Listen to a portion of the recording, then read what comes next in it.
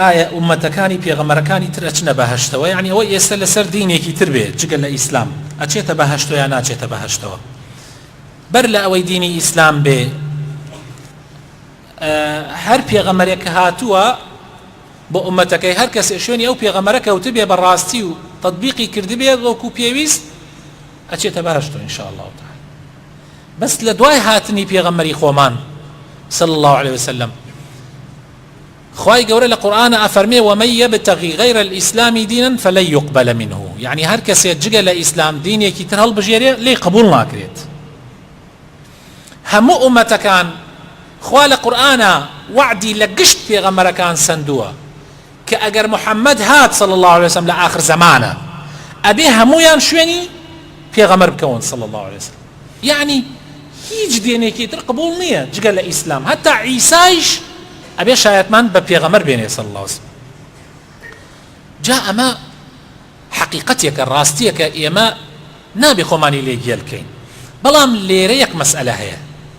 خەڵکێک ئەگەر هەبێ ئێستا لەسەر دینی پێغەمبەرێک بێ ئێستا باسی پێغەمبەری خۆمانی نەبیستی بێ یعنی نەیبیست بێ لەوانەیە شتی وا بوێ یعنی لە مودەی 1400 ساڵە حاڵەت وا ڕووی داوە.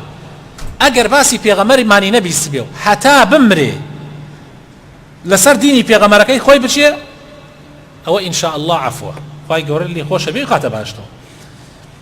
و هەر کەسێکیش لەسەر دینی پێغەمبەرەکەی خۆی بچێ ئەخلاقی جوان بێ ڕەوشتی جوان بێ یعنی لەسەر ئەو دینە بچێت و بەردەوام بێ ئەوە ئیتر حکمەکەی لای خوایە لای ئێمە ظاهیرەن وەرناگیرێ. بەڵام ئەگەر شەریکی بۆ خوا قەرار نەدابێ و لەسەر دینی پێغەمبەرەکە بچێت ئینشاء الله ئیمانیش بە محەممەد دێنێ صلى الله عليه وسلم. نەجاشی کاتێک کە پێغەمبەری خوا بڕ مسلمانانی نارد بۆ حەبەشە ئەلەو کاتە نەجاشی عەرەبەکانی مەککە و قوڕەیش چون ویستیان مسلمانان بێننەوە ئەوانەی کە کۆچیان کردە بیان هێندنەوە.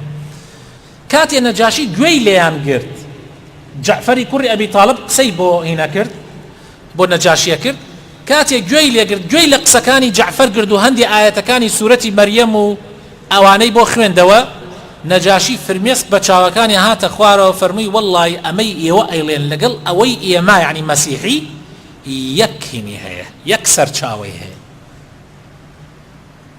و حتا دوای ئەوەش نەجاشی بوو بە مسلمان و هاتە سەر دینی پێغەمبەر صلی الله عليه وسلم.